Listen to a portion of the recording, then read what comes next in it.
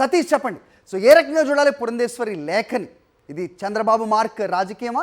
అంటే మనం చూసాం ఇదివరకు చాలా సందర్భాల్లో ఈ అధికారుల మీద మాకు అనుమానాలు ఉన్నాయి, వీళ్ళు విధులు ఆటంకం కలిగిస్తారో లేకపోతే అనుకూలంగా వ్యవహరిస్తారు అధికార పార్టీకి అనేది చాలామంది చెప్తుంటారు. అక్కడి వరకు ఓకే, కానీ ఎవరెవరిని నియమించాలి అనేది కూడా ఒక డిక్టేట్ చేస్తున్న స్వరంలో రాసిన లేఖ. ఇది పచ్చ రాజకీయమనే సర్వత్రా వినిపిస్తోంది. ఏంటి మీ దగ్గర నుంచి?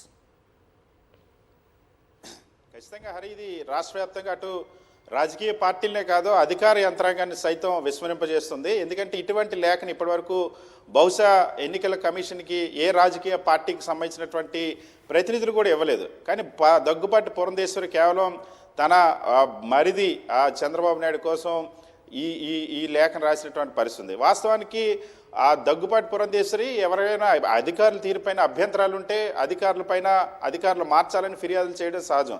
అయితే ఏకంగా 22 మంది అధికారులు మార్చేయాలి. అందులో డీజీపీ దగ్గర నుండి కొన్ని జిల్లాల ఎస్పీల వరకు కూడా ఉన్నారు. సో జూనియర్ ఐపీఎస్ దగ్గర నుండి మోస్ట్ సీనియర్ ఐపీఎస్ వరకు కూడా ఉన్నారు. వాళ్ళందరినీ కూడా మార్చేయాలని చెప్పేసి ఒక లేఖ రాశారు. ఆ లేఖను నిన్న వైఎస్ఆర్ కాంగ్రెస్ పార్టీ బయటపెట్టిన తర్వాత ఇది రాజకీయ సంచలనంగా మారింది. మరీ ముఖ్యంగా అందులో ఐపీఎస్ అధికారులు కించపరిచేలాగా, ఐపీఎస్ అధికారుల్ని అవమానపరిచేలాగా దగ్గుబాటి పురంధేశ్వరి రాసినటువంటి ఫిర్యాదులు అన్నవి.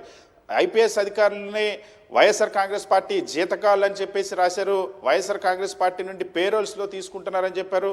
ఎర్రచంద్రం స్మగ్లింగ్లో ఐపీఎస్ అధికారులు భాగస్వామ్యం ఉందంటూ ఫిర్యాదు చేశారు.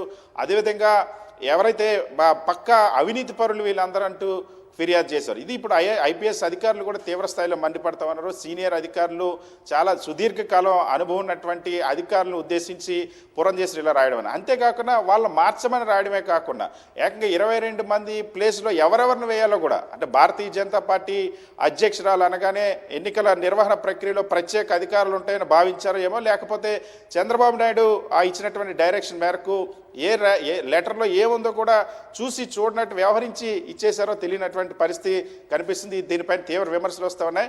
మొత్తం డీజీపీని ఎవరు నియమించాలో, ఇంటెలిజెన్స్ చీఫ్గా ఎవరు నియమించాలో, అదేవిధంగా పలు జిల్లాల ఎస్పీలుగాను, లా అండ్ ఆర్డర్కి సంబంధించినటువంటి ఐజీలు ఎవరు నియమించాలో కూడా పురంధేశ్వరి లిస్టులో రాశారు. సో వీళ్ళు చెప్పిన వాళ్ళే ఖచ్చితంగా ఎన్నికల సంఘం ఖచ్చితంగా మా గుప్పెట్లో ఉండాలి, మేము డిక్టేట్ చేసినట్టే వ్యవహరించాలన్న ధోరణిలో ఆ లేఖ ఉండడం అనేది ఇప్పుడు తీవ్ర విషయమే కాదు. అన్నిటికీ మించి ఇందులో ఎందుకు ఇది పూర్తి పర్సనల్ ఎజెండాతో రాసినటువంటి లేఖ, అది ఐపీఎస్ అధికారులపైన విషయం ఎక్కడ స్పష్టమవుతుందంటే చాలా స్పష్టంగా అసలు ఎన్నికల ప్రక్రియకి సంబంధమే లేనటువంటి అధికారులు, ఎవరైతే డిజాస్టర్ మేనేజ్మెంట్కి సంబంధించినటువంటి అధికారులని, అదేవిధంగా ఎవరైతే విజిలెన్స్ అండ్ ఎన్ఫోర్స్మెంట్కి సంబంధించిన అధికారులు, సిఐడి చీఫ్, వీళ్ళ ముగ్గురికి కాదు అసలు ఎన్నికల ప్రక్రియతో కానీ ఎన్నికల విధుల నిర్వహణలో కానీ ఎటువంటి సంబంధం లేదు. కానీ కేవలం కొద్ది రోజులుగా మనకు చూస్తూనే ఉన్నాం, ఆంధ్రప్రదేశ్ రాష్ట్రంలో మార్గదర్శి అక్రమాలని బట్టబయలు చేసింది సిఐడి. మార్గదర్శి అక్రమాలపైన విచారణ జరుపుతుంది. మరొక వైపు చంద్రబాబు నాయుడిని స్కిల్ డెవలప్మెంట్ కేసుతో పాటు జైలుకి వెళ్ళారు, ఇతర కేసులు కూడా విచారిస్తుంది. సో అందుకని ఆ పర్సనల్ టార్గెట్తో సిఐడి చీఫ్ని కూడా ఎన్నికల విధులకు సంబంధం లేకపోయినా కూడా బదిలీ చేయాలని చెప్పేసి ఆ లేఖలో పేర్కొనడం ఇప్పుడు తీవ్ర వివాదాస్పదం అవుతుంది. దీనిపైన ఇవాళ వైఎస్ఆర్ కాంగ్రెస్ పార్టీ కూడా ఎన్నికల సంఘానికి పురంధేశ్వరి పైన ఫిర్యాదు చేయనారు. ఐపీఎస్ అధికారులు బ్లాక్మెయిల్ చేసేలాగా పర్సనల్ ఎజెండాతో ఈ లేఖ రాయడం అనేది ఇప్పుడు తీవ్ర కలకం రేగుతుంది. ఎన్నికల కమిషన్ ఈ లేఖని ఏ విధంగా చూస్తుంది, దీనిపైన ఇప్పుడు లెటర్ బయటపడడంతో ఎన్నికల కమిషన్ కూడా ఇప్పుడు బదిలీలు చేసేటప్పుడు వీళ్ళు సిఫార్సు చేసిన అధికారులు కానీ చేసినట్టయితే ఎన్నికల కమిషన్ స్వతంత్ర ప్రతిపత్తత పైన తీవ్రమైనటువంటి ఆ బురద వచ్చేటువంటి అవకాశం ఉంది. సో ఈ నేపథ్యంలో ఎన్నికల కమిషన్ ఈ ఫిర్యాదును ఏ విధంగా చూస్తుందో కూడా చూడాలి.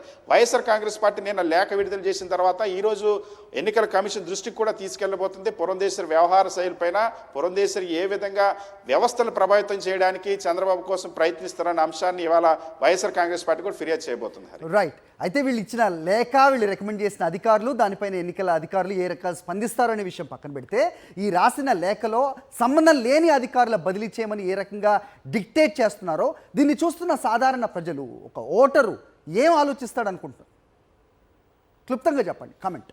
అసలు విస్మయం. ఎందుకంటే సాధారణంగా తెలుగుదేశం పార్టీ ఆ పర్సనల్ ఎజెండాతో తెలుగుదేశం పార్టీకి సంబంధించిన పర్సనల్ రివెంజ్ని బీజేపీ అధ్యక్షురాలుగా ఉన్నటువంటి పురంధేశ్వరి ఏ విధంగా తాను ఎత్తుకెత్తుకుని ఈ విధంగా ఫిర్యాదులు చేస్తారన్నది ఇప్పుడు సామాన్యులు సైతం కూడా విస్మయపరుస్తుంది. ఎందుకంటే అధికారులు సాధారణంగా ఎప్పుడైనా సరే ప్రతి ఎన్నికల సందర్భంలో దేశంలో అన్ని రాష్ట్రాల్లో కూడా అధికారులను మార్చాలని, లేకపోతే అప్పటి వరకు ఉన్నటువంటి అధికారులు ప్రభుత్వానికి అనుకూలమైన అధికారులు అంటే ఫిర్యాదులు చేయడం సహజంగానే జరుగుతుంది. కానీ ఎప్పుడూ కూడా ఎవరిని వేయాలో కూడా డైరెక్ట్ చేసేటువంటి అధికారం ఏ రాజకీయ పార్టీకి ఉండదు, ఏ వ్యక్తికి ఉండదు. ఇప్పుడు అదే ఇక్కడ ఆశ్చర్యం కలిగిస్తున్నటువంటి పరిస్థితి. డీజీపీని వాళ్ళకి నచ్చినట్టే వేయాలంట, ఇంటెలిజెన్స్ చీఫ్ని ఆమె సిఫార్సు చేసిన వాళ్ళు వేయాలంట, కొంతమంది అధికారులు అయితే మరీ ఘోరంగా పక్క రాష్ట్రాలకే పంపాలని చెప్పేసి కూడా ఆ లేఖలో పేర్కొనడం తీవ్ర ఆగ్రహం కలిగిస్తుంది అటు ఐపీఎస్ అధికారులు కూడా. Okay Satish, thanks for the detail inputs. ఇలా ఉంది ఈవిడ అంటే అధ్యక్షురాలు రాసిన లేఖ.